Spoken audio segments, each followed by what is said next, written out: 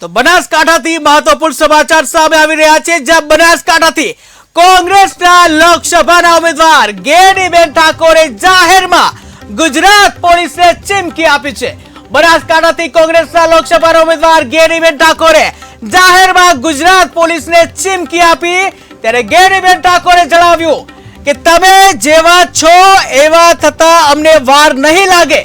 જ્યાં કોંગ્રેસના આગેવાનોને ધમકી આપવાની કોઈ જરૂર નથી, પોલીસનું કામ નિષ્પક્ષ ચૂંટણી કરાવવાનું છે। બનાસકાંઠાથી કોંગ્રેસના લોકસભાના ઉમેદવાર ગેનીબેન ઠાકોરે ફરીથી પોલીસને આપી ગર્ભિત ધમકી, જ્યાં પોલીસ કોંગ્રેસના આગેવાનોના નંબરો લેવા લોકોને ફોન કરી રહી છે। તો જેના ઉપર પોલીસના ફોન આવે એ નંબરો રાખજો તેવું ઉમેદવાર ગેનીબેન ઠાકોરે જણાવ્યું છે। જ્યાં ગેનીબેન બનાસકાંઠાના કોંગ્રેસ તરફથી લોકસભા સીટના ઉમેદવાર છે, ત્યારે ગેનીબેન ઠાકોર સતત ચર્ચામાં હોય છે પોતાના નિવેદનને લઈને। જ્યાં વધુ એક જે નિવેદન આપ્યું છે, ત્યારે ગેનીબેન ઠાકોર કે જે બનાસકાંઠાથી કોંગ્રેસના લોકસભાના ઉમેદવાર છે કે જેઓએ ગુજરાત પોલીસને જે ચીમકી આપી છે, જેમાં ગેનીબેન ઠાકોરે જણાવ્યું કે તમે જેવા છો એવા થવા અમને વાર નહીં લાગે। જ્યાં કોંગ્રેસના આગેવાનોને ધમકી આપવાની કોઈ જરૂર નથી, ત્યારે પોલીસનું કામ નિષ્પક્ષ ચૂંટણી કરાવવાનું છે। જ્યાં બનાસકાંઠાથી કોંગ્રેસના લોકસભાના ઉમેદવાર ગેનીબેન ઠાકોરે ફરીથી પોલીસને જે કહી શકાય આ પ્રકારની ગર્ભિત ધમકી આપી, ત્યારે પોલીસ કોંગ્રેસના આગેવાનોના નંબર લેવા લોકોને ફોન કરી રહી છે। તો જેના પર પોલીસનો ફોન આવે એ નંબર રાખજો તેવું બનાસકાંઠા લોકસભાના કોંગ્રેસના ઉમેદવાર ગેનીબેન ઠાકોરે જણાવ્યું।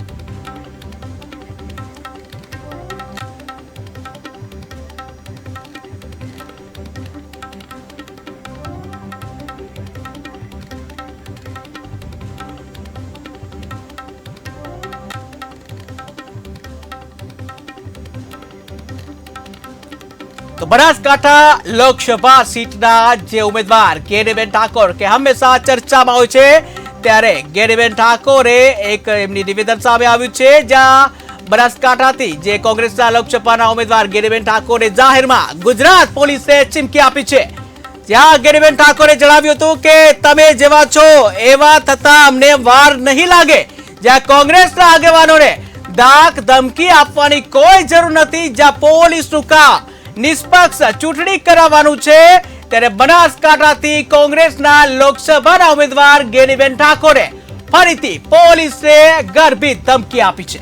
ત્યારે પોલીસ કોંગ્રેસના આગેવાનોના નંબરો લેવા લોકોને ફોન કરી રહી છે। તો જેના પર પોલીસના ફોન આવે એ નંબરો રાખજો તેવું કોંગ્રેસના ઉમેદવાર બનાસકાંઠા લોકસભા બેઠકના કોંગ્રેસના ઉમેદવાર ગેનીબેન ઠાકોરે કહ્યું છે। જ્યાં સતત લોકસભાની ચૂંટણી જે છે જેમ જેમ નજીક આવતી જાય છે, તેમ તેમ જે વધુ રસપ્રદ બનતી જાય છે, એકબીજા ઉપર આક્ષેપ પ્રતિ આક્ષેપ થતા હોય છે, ક્યાંક ને ક્યાંક અવનવા નિવેદનો આપવામાં આવે છે। તો જેના ઉપર ફોન આવે એ ફોનના નંબર રાખજો, અને મીડિયાના માધ્યમથી હું પોલીસ વાળાને કહેવા માંગુ છું કે તમારું કામ કાયદો અને વ્યવસ્થા જાળવાનું છે, નિષ્પક્ષીય ચૂંટણી કરાવવાનું છે। તમારી સામે કોઈ ફરિયાદ કરે તો એના એક્શન શું લેવા એ કામની જવાબદારી તમારી છે।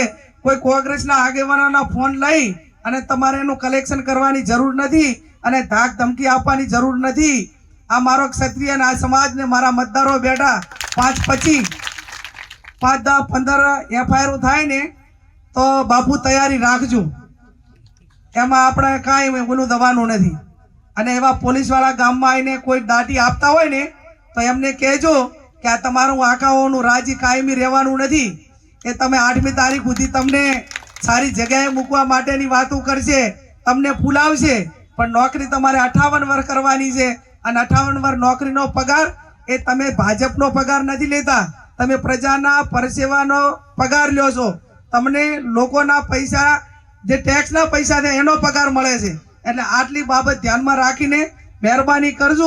અને મેં કીધું એમ કે અમે ગાંધી વિચારધારા વાળા કાયદો વ્યવસ્થાને માનીએ છીએ, બધાને સન્માન આપીએ છીએ, પણ છતાં તમે તો કાયદાને ઓવરટેક કરીને, નિયમોને ઓવરટેક કરીને ક્યાંક ને ક્યાંક કોઈને દબાવવા માટેના પ્રયત્નો કરશો તો પછી તમે જેવા છો એવા અમને થવામાં વાર લાગશે નહીં. એટલી વાત કહીને આપ સૌનો આભાર.